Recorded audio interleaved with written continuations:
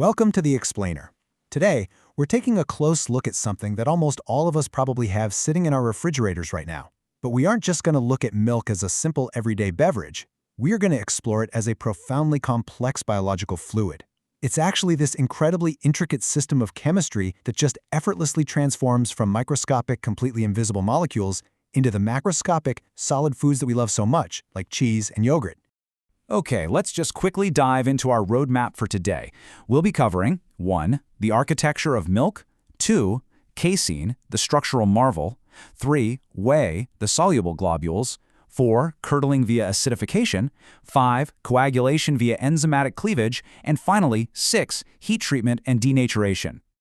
So, kicking things off with Section 1, the architecture of milk, isolating the building blocks of dairy. You know, it's pretty crazy to think about, but milk is overwhelmingly water, about 87% of it, in fact. But nestled right within all that liquid is a very specific 3.3 to 3.5% total protein fraction. Now, while that might sound like a tiny, insignificant slice of the pie, that protein fraction is absolutely the critical engine driving all dairy processing. It is the absolute dictator of product yield, functional properties, and the nutritional quality of literally everything, from a hard block of cheddar cheese to infant formula. And if we pull that specific protein fraction out and examine it, we instantly run into a massive dichotomy. Bovine milk proteins are separated by a really sharp 80-20 split. 80% of it belongs to a family called casein, and the remaining 20%? Well, that belongs to the whey proteins. Now, this isn't just a simple difference of name, it's a fundamental structural and functional divide. Caseins, which are synthesized exclusively in the mammary gland, actually exist in milk as a colloidal suspension. They're slow digesting and just incredibly heat stable. On the flip side, whey proteins exist fully soluble in the milk serum. They are fast digesting, highly ordered, and incredibly sensitive to heat. Moving right along to Section 2, casein, the structural marvel, random coils, and the calcium delivery vehicle. Casein totally defies normal protein logic, which I find just absolutely fascinating. A typical protein has a highly organized, very specific 3D folded structure. Casein doesn't have one. Because it's packed with a very high content of an amino acid called proline, regular folding is physically restricted. So this forces casein into this flexible, open, random coil conformation. And because it lacks a strict three-dimensional fold to begin with, casein is virtually immune to heat denaturation. You can practically boil it, and its core structure remains largely unaffected. No way, right? But here's the really cool part. These loose, random coils don't just float freely. They actually organize themselves. Dozens to hundreds of individual casein molecules will aggregate into these large, porous spheres called micelles, ranging anywhere from 20 to 300 nanometers in size. And what's actually holding them together?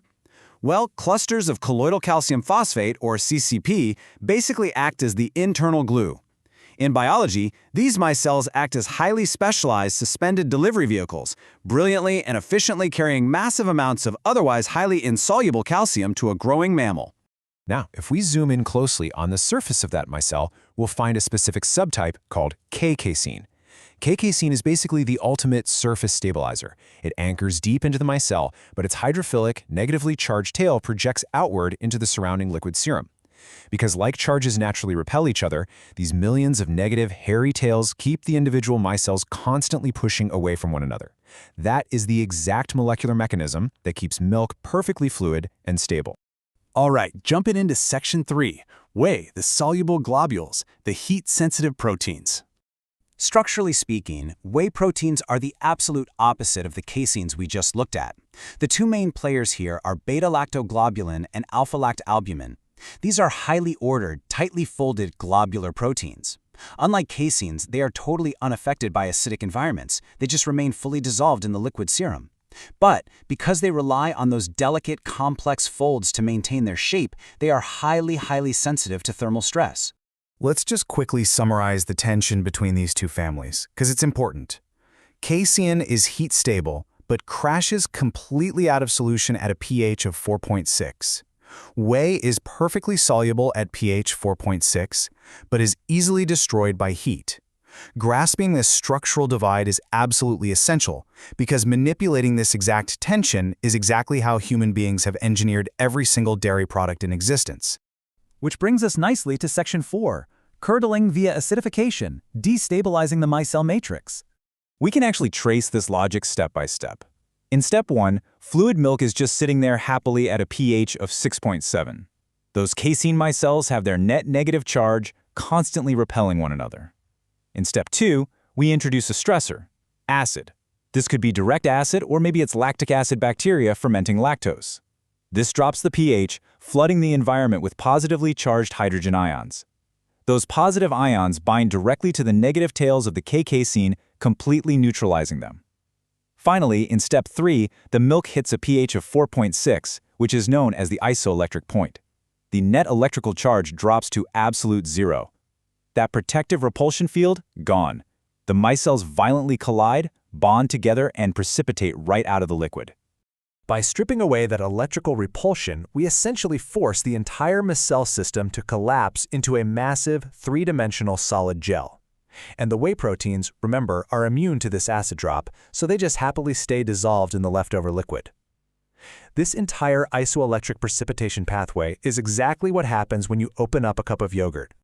Moving on to section 5, coagulation via enzymatic cleavage, the molecular scissors. Now, this next part brilliantly illustrates how biological catalysts work. We introduce an enzyme called chymosin, which is the main active component in rennet. Instead of slowly altering the electrical charge like the acid does, chymosin acts as hyperspecific molecular scissors.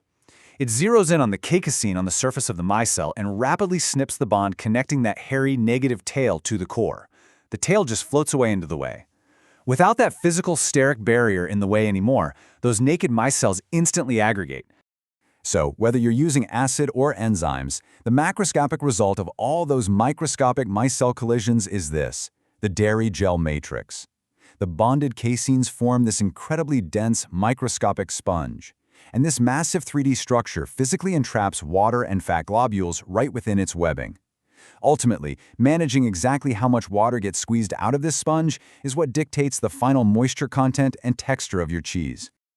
And finally, section 6, heat treatment and denaturation, thermal stress and protein interactions. So, what happens when you subject milk to really high thermal stress? Well, a whole cascade of chemical reactions kicks off. The pH begins to drop as lactose degrades into organic acids. Soluble calcium phosphate actually precipitates out. But let's look closely at the proteins. The caseins, thanks to their flexible random coil structure, easily resist the heat. But the globular whey proteins, particularly beta-lactoglobulin, begin to violently unfold and denature. And as they unravel, highly reactive thiol groups that were hidden safely inside become exposed. These sticky thiol groups actively seek out and bond directly to the K-casein on the surface of the casein micelles. Now, if you're making cheese, this heat-induced bonding is a total disaster. If you preheat milk to really high temperatures, those unfolding whey proteins completely coat the casein micelles. This new coating physically blocks the rennet enzymes from ever accessing the casein, effectively ruining the primary phase of coagulation. And even if they do miraculously get cut, the coated micelles can't bond to each other properly anyway. The whole gelation process is completely sabotaged. So, pulling it all together, the absolutely crucial point is this. We've gone from the nanoscale sequences of amino acids forming random coils or globular folds all the way up to mesoscale colloidal micelles and finally right up to a macroscale block of cheese. Every single step of dairy processing, whether we're applying heat, introducing acid, or adding enzymes, is just a literal masterclass in exploiting fundamental biochemistry. It really changes how you look at your groceries, doesn't it? I mean, next time you bite into a slice of cheese or enjoy a spoonful of yogurt, ask yourself, what other microscopic structural changes are shaping the food on your plate right now? Thanks so much for joining me on this explainer, and keep asking questions about the hidden science in your everyday life.